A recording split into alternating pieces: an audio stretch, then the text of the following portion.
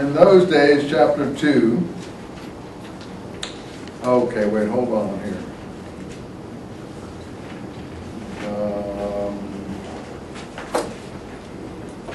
This is the parallel here in chapter 1. After 2 years, line 29, the king sent a Mysar through the cities of Judah, dealing it a terrible blow. They shed innocent blood around the sanctuary. The sanctuary became deserted like the wilderness. This seems more accurate. Then the king issued a proclamation, line 41, that they had to renounce their peculiar customs. All the pagans conformed, profaning the Sabbath.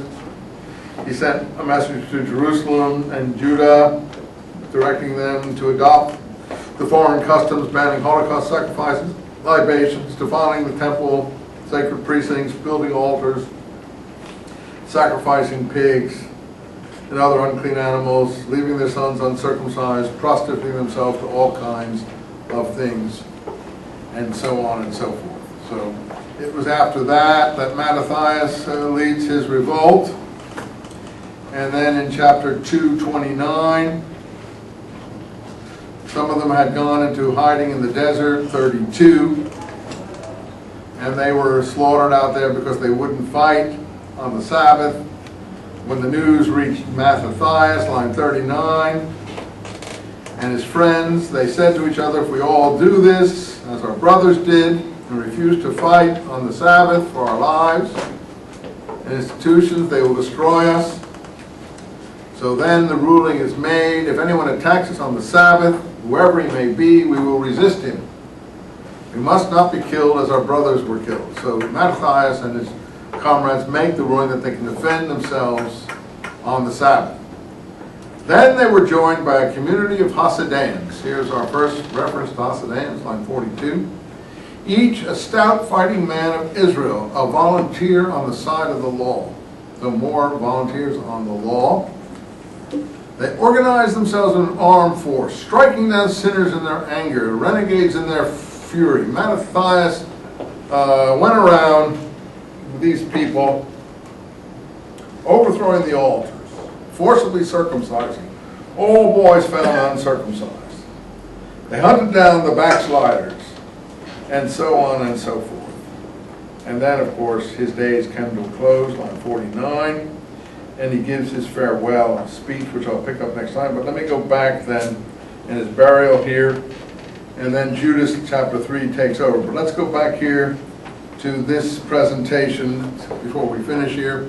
So you see in line 12 of chapter 6 of Maccabees 2, they don't know that yet. And it's Maccabees 1 makes the ruling that Mattathias said they could defend themselves on the Sabbath. I'm sure David's army fought on the Sabbath, otherwise they would never have been effective. Just that they'd forgotten all these things. Then, line 18, Eliezer, important teacher of the law, resolved to die with honor and make a good death, line 28, eagerly and generously, rather than conform to the holy legislation. 31, and he died, leaving by his death an example of nobility and a record of virtue for the young, and also for the great majority of the nation. So what happens here? The end of chapter 6 and the beginning of chapter 7 are martyrdom tales about why you should make a good death eagerly and generously for the venerable and holy laws. And if you did this, then you would surely be resurrected. So, line 7, 9, the 7 brothers. As one of the brothers is taking his last breath, he says, "Inhuman fiend, you may discharge me from the present life, but the King of the world will raise us up, since it is for his laws that we die, to live again forever." All right. So what do we have here? And I'll pick up there next time. We have the resurrection of the dead as part of the Maccabean uprising. It's part also of the book of Daniel.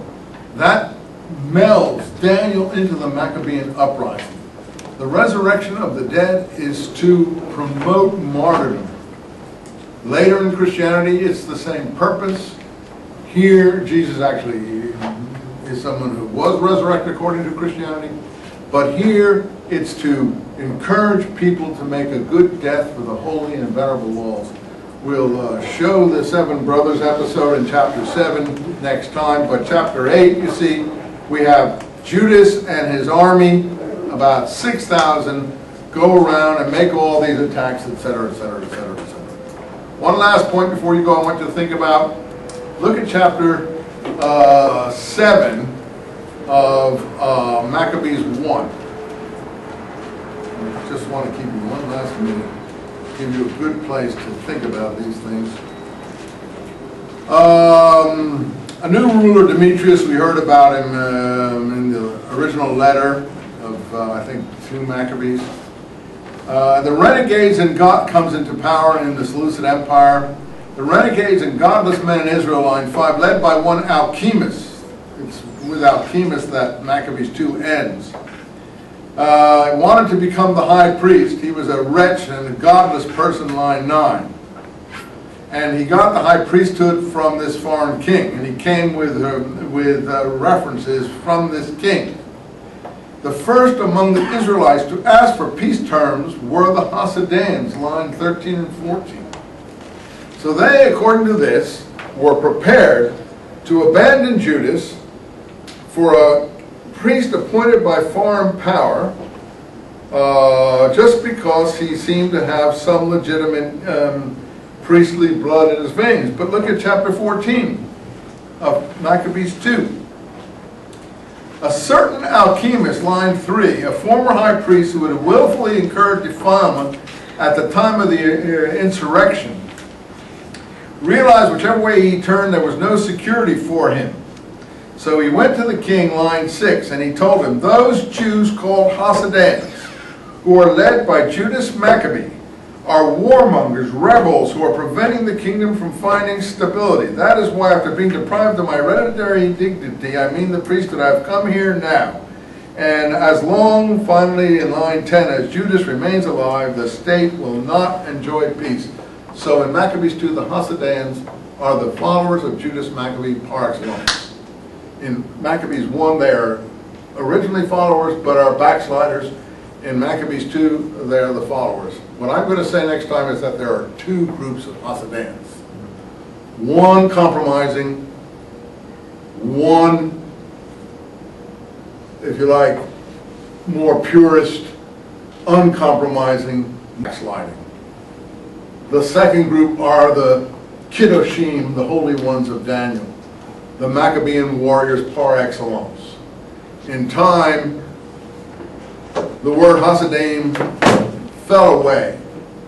And I call these 2 groups Pharisee Hasidans, meaning splitter away Hasidans, and Zadokite Hasidans, purist Hasidans. And then we get what's left in the next period of time, the 1st century BC, Pharisees and Zadokites. And the Zadokites will be the purest followers of Judas Maccabee. Then the Zadokites will split into Herodian Sadducees and Qumran Zadokites. And once again, the righteous Zadokites will be the Qumran Zadokites. The compromising Zadokites will be the Herodian Sadducees of the New Testament.